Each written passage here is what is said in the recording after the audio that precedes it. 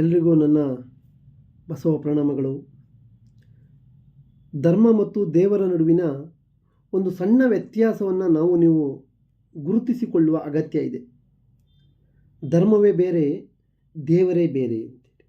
ಧರ್ಮ ಅಂತಂದರೆ ಅದು ಮಸೀದಿ ಒಳಗಡೆ, ಮಂದಿರದ ಒಳಗಡೆ, ಚರ್ಚಿನ ಒಳಗಡೆ ಕೂಡಿ ಹಾಕುವಂಥದ್ದಲ್ಲ. ಅದು ಧರ್ಮ, ರಿಲಿಜನ್ ಇದು ಒಂದು ವೇ ಆಫ್ ಲೈಫ್, ಜೀವನದ ಮಾರ್ಗ ಅಂಥೇಳಿ.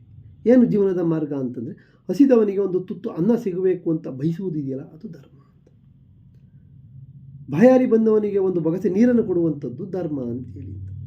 ಒಂದು ಕೇಡಿಲ್ಲದ ಸಮಾಜವನ್ನು ಕಟ್ಟಲಿಕ್ಕೆ ನಾನು ಹಣಿಯಾಗುವುದು, ನನ್ನ ಕೊಡುಗೆಯನ್ನು ಕೊಡುವುದು, ಒಂದು ಕೇಡಿಲ್ಲದ ಪ್ರೀತಿಯ ಸಮಾಜವನ್ನು ಕಟ್ಟಲಿಕ್ಕೆ ನಮ್ಮ ಕೊಡುಗೆಯನ್ನು ಕೊಡುವುದು ಧರ್ಮ ಅಂತೇಳಿ ಅಂತ.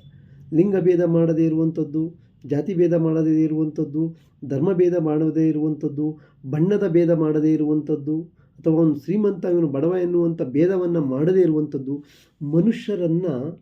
ಮನುಷ್ಯರಾಗಿಯೇ ಕಾಣುವಂಥದ್ದೇ ಧರ್ಮ ಅಂತೇಳಿ.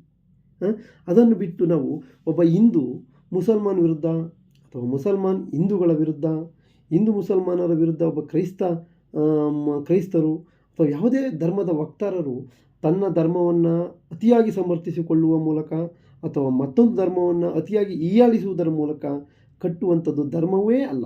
ಧರ್ಮ ಅದು ಪ್ರೀತಿಗೆ ಸಂಬಂಧಪಟ್ಟದ್ದು, ಧರ್ಮ ಅದು ಪ್ರೇಮಕ್ಕೆ ಸಂಬಂಧಪಟ್ಟದ್ದು, ಧರ್ಮ ಒಂದು ಸಮಾನತೆಗೆ ಸಂಬಂಧಪಟ್ಟದ್ದು, ಧರ್ಮ ಅದು ಒಂದು ಭಾತೃತ್ವಕ್ಕೆ ಸಂಬಂಧಪಟ್ಟದ್ದು, ಧರ್ಮ ಕೂಡಿ ಬಾಳುವಂಥ ವಿಚಾರಕ್ಕೆ ಸಂಬಂಧಪಟ್ಟದ್ದು ಅಂತಿದೆ. ಹಾಗಾದರೆ ದೇವರೇನು ಅಂತಂದರೆ, ದೇವರು ಅದು ಬಸವಣ್ಣವರು ತುಂಬ ಅರ್ಥಪೂರ್ಣವಾಗಿ ಹೇಳಿದ್ದಾರೆ. ಏನು ದೇವರು? ದೇವರು ಎಲ್ಲಿದ್ದಾನೆ? ದೇವಸ್ಥಾನದಲ್ಲಿದ್ದಾನೆ ದೇವರು? ಮಸೀದಿಯಲ್ಲಿದ್ದಾನೆ ದೇವರು? ಚರ್ಚಿನಲ್ಲಿದ್ದಾನ ದೇವರು? ಈ ಪ್ರಶ್ನೆ ನಮಗೆ ಉದ್ಭವಿಸಿದರೆ ಮಾತ್ರ ಬಸವಣ್ಣನ ವಿಚಾರ ಅರ್ಥ ಆಗಲಿಕ್ಕೆ ಸಾಧ್ಯ ಎನ್ನುವಂಥದ್ದು ಸ್ನೇಹಿತರೆ.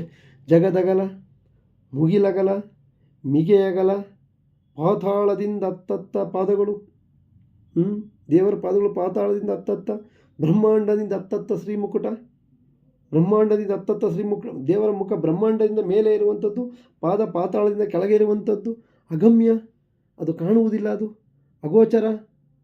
ಅಗಮ್ಯ ಅಂದರೆ ಎಟುಕುವುದಿಲ್ಲ ಅಂತ, ಅದು ನಮ್ಗೆ ಎಟ್ಕೋದಿಲ್ಲ, ಅದು ನಿರಾಕಾರ, ಆಕಾರ ಇಲ್ಲ ಅದಕ್ಕೆ, ಅಗೋಚರ ಅದು.